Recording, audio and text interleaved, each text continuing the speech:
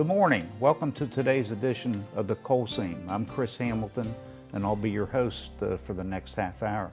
Joining me in the studio today is Mr. Tim Armstead, the current Speaker of the West Virginia House of Delegates, and he's beginning to move and transition from his current role as Speaker into the public life. So we're just real glad he's taken time to join us here in the studio today to reflect a little bit on his tenure and some of the things he's been able to accomplish for the coal industry. Mr. Speaker, thanks so much for joining us here in the studio. Great to be here with you, Chris. Appreciate the opportunity. Boy, it's hard to believe. I was just scanning your bio here a little while ago, and boy, 20 years goes by awful quick. It certainly went by very fast. It's hard to believe that it's been 20 years, but I've really enjoyed it. I've been honored to do it, and I know I'm going to miss it when it comes next January when the legislature convenes, and I'm not part of it. But I think 20 years has been it's been a real pleasure and honor to do it, and it's time to move on to other things.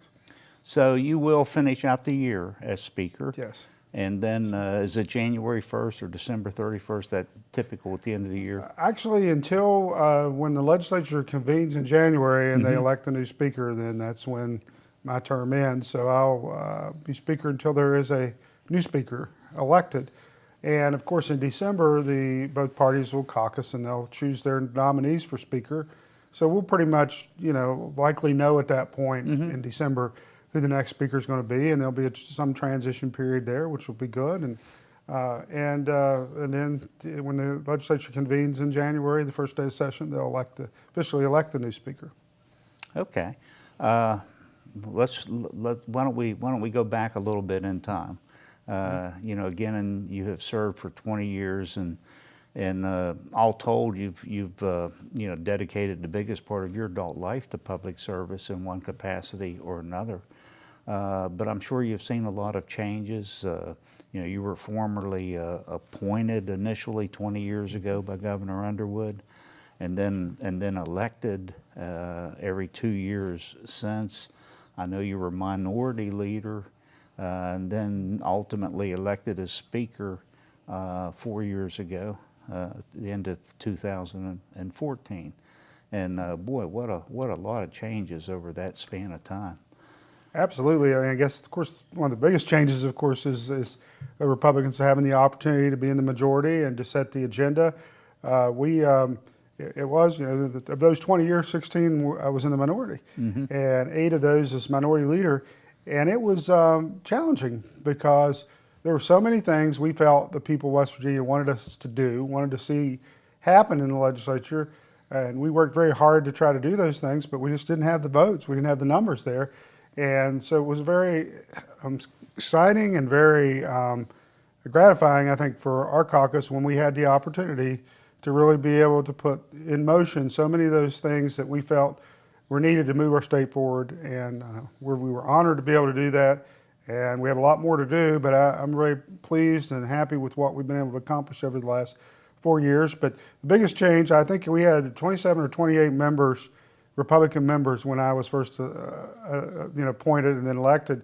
And so we tried very hard to put forward ideas and issues that we thought were important, but 27 members just can't get it. You can't get it across the finish line. And so very proud, pleased with the team that we've had who have worked very hard to move things forward. There were so many roadblocks that we felt like really held West Virginia back. We've tried to remove those roadblocks and move our state forward, and I think we've succeeded in a lot of different areas.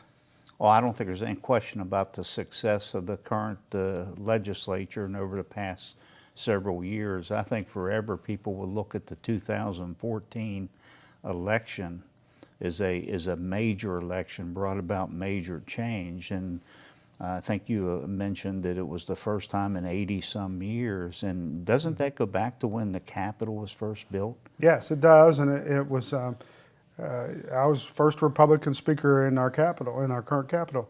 We're trying to figure out, I think that maybe the Senate changed after the House did back in the 20s or in the early 30s. And so I think there may have been a special session where there was a Republican Senate president for a special session in the summer, but there was never a Republican Speaker of the House until 2015 in this current Capitol. Well, congratulations on that. Well, it was an honor. It was kind of funny. I talked to people about, well, you know, most speakers have a former speaker that they can go back at their own party and talk about how they did things and all. And you know, honestly, I had a kind of relationship with previous speakers, you know, that Democrat speakers, that I could still talk with them about things, and I appreciated that. But there was no other previous Republican speaker that I could go back and talk with. So, Well, that's for sure. it was interesting, but it worked out well. I think the change that took place, as you said, very historic. But we said all along it wasn't just historic simply because the numbers changed and the majority, Republicans were a majority. We felt it would become historic once we did something with that opportunity, and I think we have. And so, as I said, I think we had a great team. We had people who really care about our state, want to do the right thing, want to move our state forward, and they rolled up their sleeves and went to work immediately. And I'm very pleased with what we've been able to do over the last 4 years. Yeah, you know, I've been involved on public policy issues and with the legislature, you know, over the course of your tenure. And one of the things that I've observed from 20 years ago to today, it seems to me, just reflecting back, that you had a lot of what I would characterize as professional politicians that were serving in the House and in the legislature 20 years ago. You know, you fast forward, I think there's been a transition. I think for the most part, the profile of today's legislator is more of a professional legislator versus a professional politician. I think that's true, and you know, there are a lot of things. If you look back, when I was first appointed and elected, and I was in my early 30s. I think I was the second youngest member. There's only one other member in the House younger than I was at that time. And one of the things that I think has been significant is we have so many more younger members in the legislature, and that's good. I think that's very encouraging to me to see that the Republican Party has put forward a lot of younger, energetic people with new ideas that have become members of this legislature in a way that they've really brought a lot of things to the table, a lot of new ideas, a lot of energy, and I think that's very beneficial for the state moving forward. That the new generation that may have new challenges, different things that they want to see accomplished in the state, and things that they want to see happen in order for them to stay here in West Virginia. And so I've been very excited about that. But at the same time, we've had very experienced members who have worked very hard to put their experience to work for West Virginia.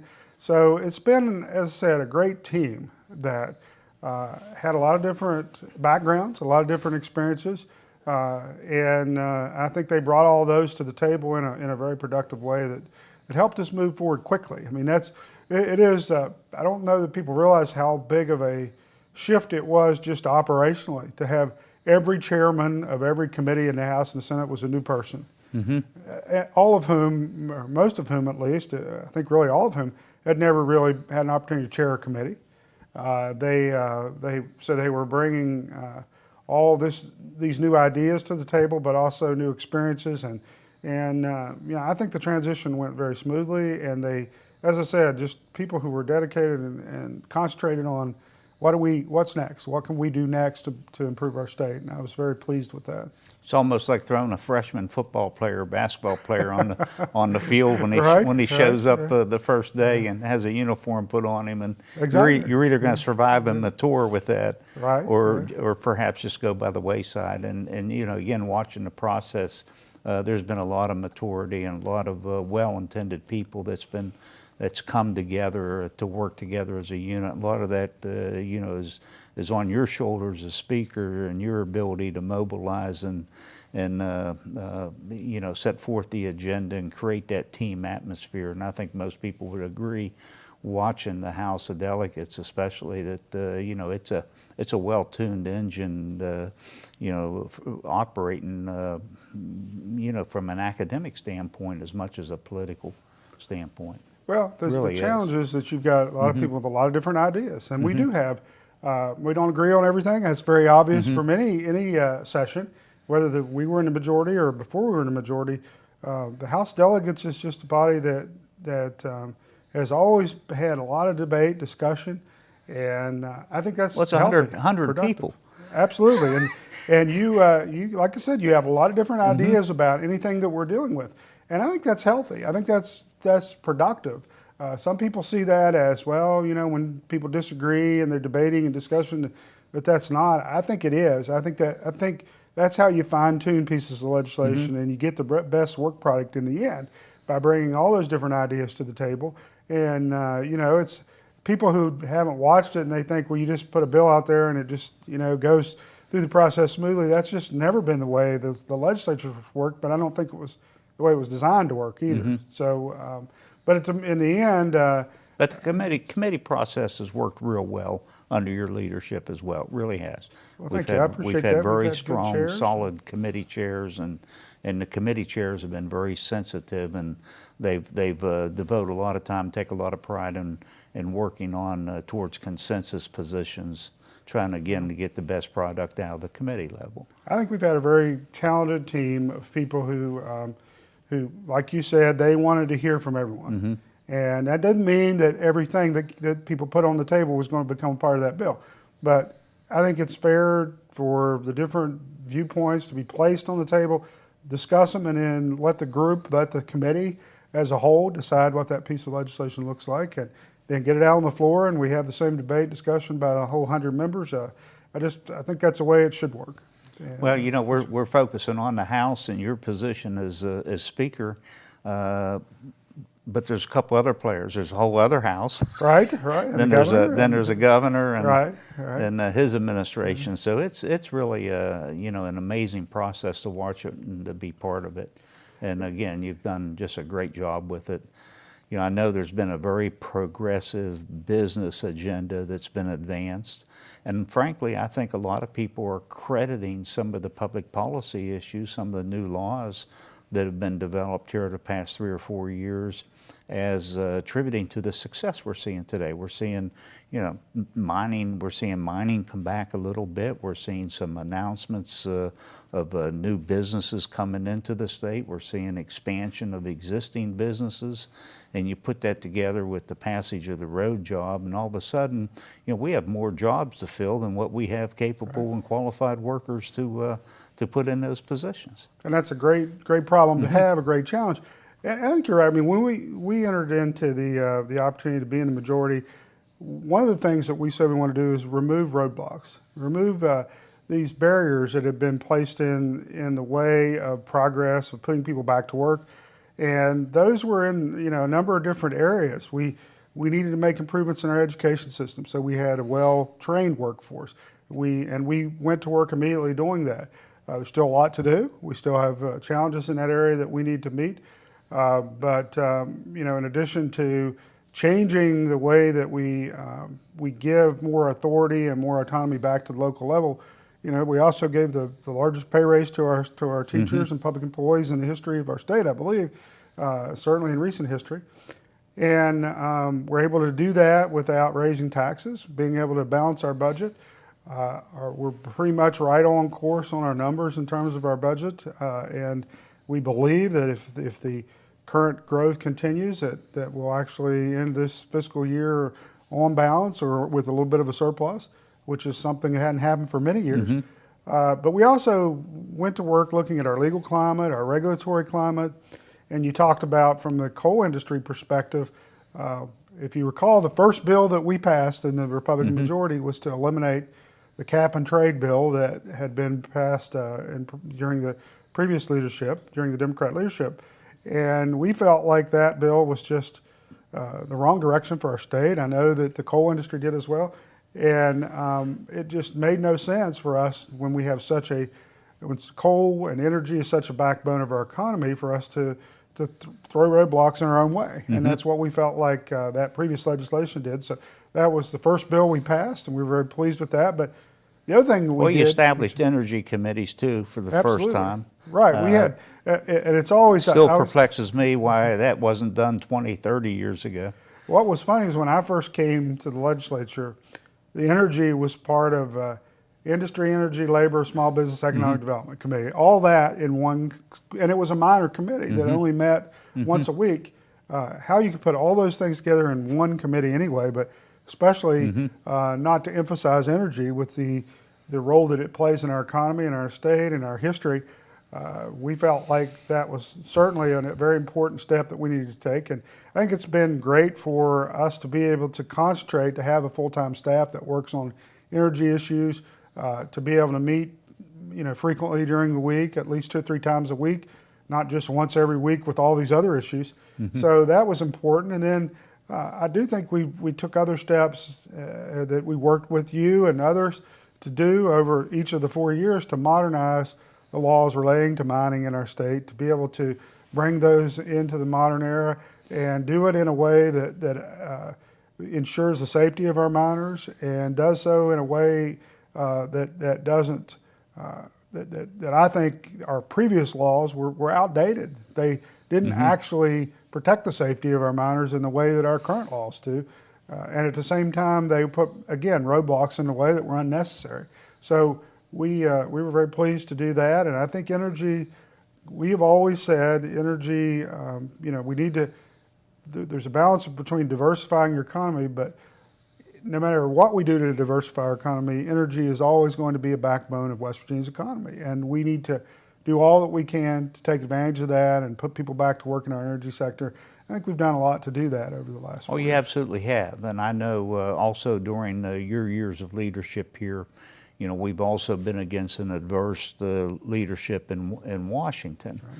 And one of the things I recall and talked to a lot of my colleagues about, when you and Bill Cole, Bill was Senate President, of course, when you guys took control 4 years ago, you observed that there was a lot of things coming out of Washington that we need to push back on. But your mantra was, but what can we do on the state level? To help the alien industry and to help the industry get back on its feet. And I think a lot of the changes that's been implemented, that's come out of those discussions, have been extremely positive and has been able to, first of all, it's served to help mitigate some of the losses we would have otherwise experienced based on the federal policy. But now we're in a posture and a position to regain some of those markets. And we're seeing it. We're seeing production come back up. President Trump has obviously played a role in that as well. Right. But there's just been a lot of changes to the public policy governing mining that's been very helpful. Well, I think that's exactly right. We recognize that there was very little we could do necessarily on the federal level, but there were some things we could do to stand against the things that were taking place on the federal level. I know that one of the things we did was to make sure when it looked like the Clean Power Plan was going to was going to be implemented on the federal level, we stepped in and said that plan before it's submitted has to come before the legislature and decide. We were hopeful that we could at least soften the blow to some degree of that. Fortunately, that didn't happen. We never had to do that because of the change with President Trump in Washington. So I'm so excited that we have a state government and a federal government now that are working together to actually put people back to work. They are. And that's, rather than having to have one fighting against the other or one trying to correct the mistakes of the other, so to speak, it's very refreshing to have President Trump on the federal level who recognizes the real gift, so to speak, we have in West Virginia to the country from the energy perspective and what we can do to actually help our nation.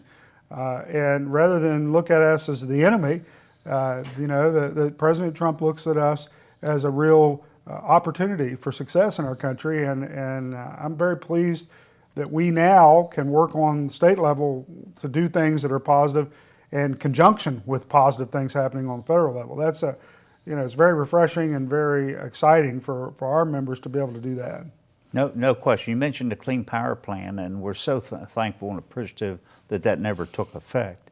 But as you indicated, the legislature under your leadership enacted legislation that would have gave the legislature the final say in that process, and that was significant at the time. There's no doubt about it, because we didn't know who the next administration was going to be, what they're here on the state level or DEP, or what their position on these issues were. But it certainly provided a safety valve to ensure that whatever plan the state come up with on the administrative level wasn't going to be that detrimental to the coal industry or to the state, for that matter. Well, that's, what we felt during that time, and people sometimes, kind of discount the term war on coal, but there was obviously a serious war on coal and energy in our state from the federal level.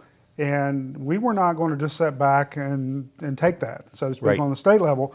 And so we felt like that if there were any steps that we could take to ensure that we slowed those kind of policies down, that we were able to affect them to the extent that we could on the state level, we were going to do that, because it was very important to us that we weren't just going to take that lying down, so to speak, because anytime you have an administration in Washington that just could care less what their policies do to working men and women in West Virginia, we've got to stand up to that. And so I think we did, and fortunately, as you said, when it got to the point where that would have been implemented, then we had a new administration in Washington that put the brakes on that, and I'm very thankful that that took place.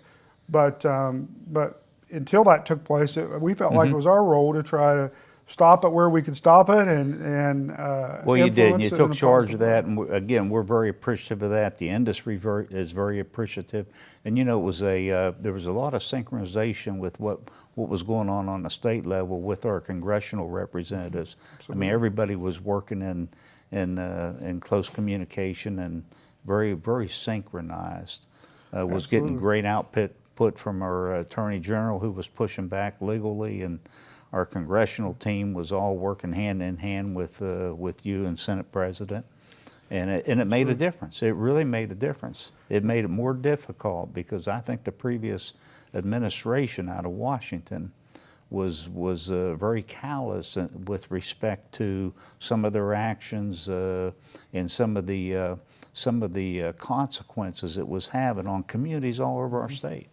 Well, and one of the first meetings we had once we took over, if you recall, was with our federal delegation, with Senator Capito and our Congress, our members of Congress, to talk about how we could work together. That's what we wanted to do. We felt like that was very productive, to be able to work with our federal delegation, and where we could be supportive of them in their efforts. We wanted to do that, and they were certainly supportive of us on the state level. So I think it was a great team effort.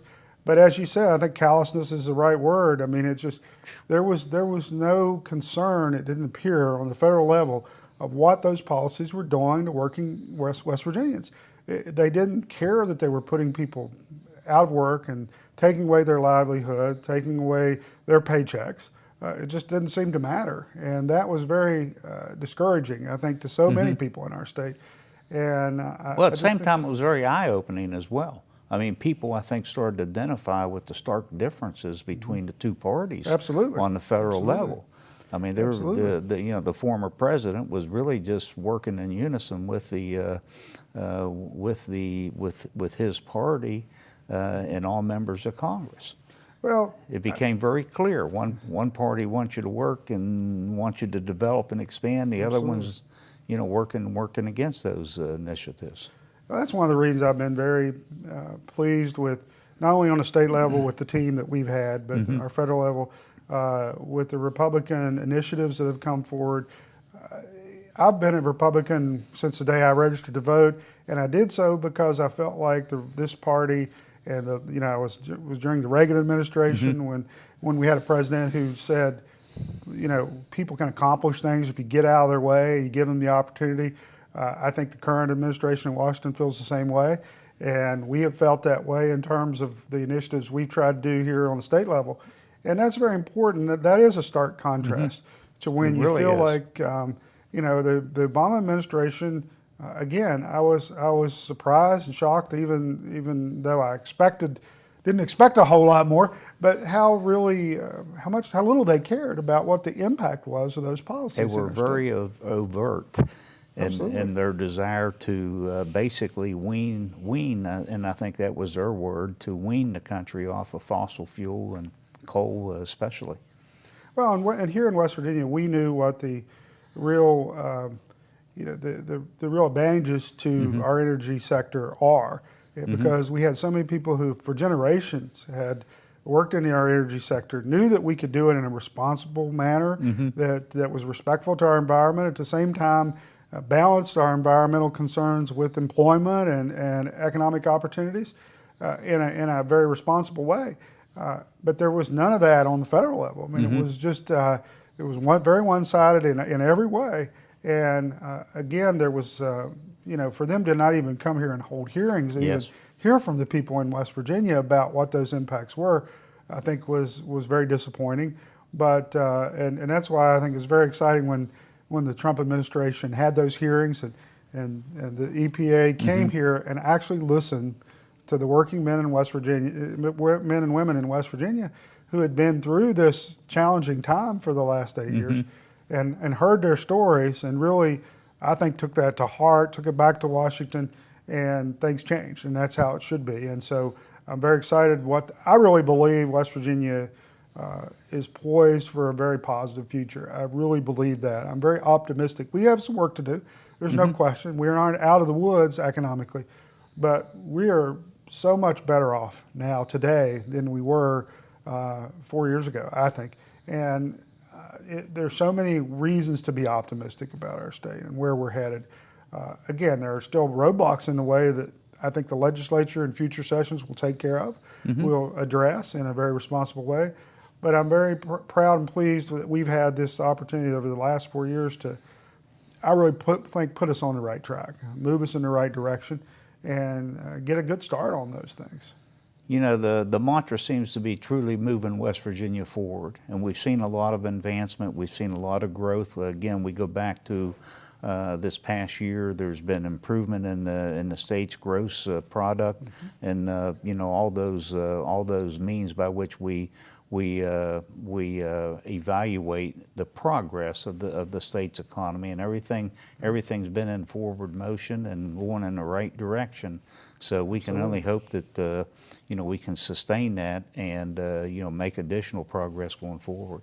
I think we've said all along the key is to have good paying jobs here in West Virginia, and it solves so many of the other challenges that we have, or at least helps to solve those. Our drug epidemic, is really, I think, to a large degree, got to keep education on the front burner. Our educational system, all the different things that we have challenges in, and that we've not really been up to the mark on for several years. A lot of that stems out of the fact that people don't have jobs. It really does. I'm getting signals here. We're just about out of time, Mr.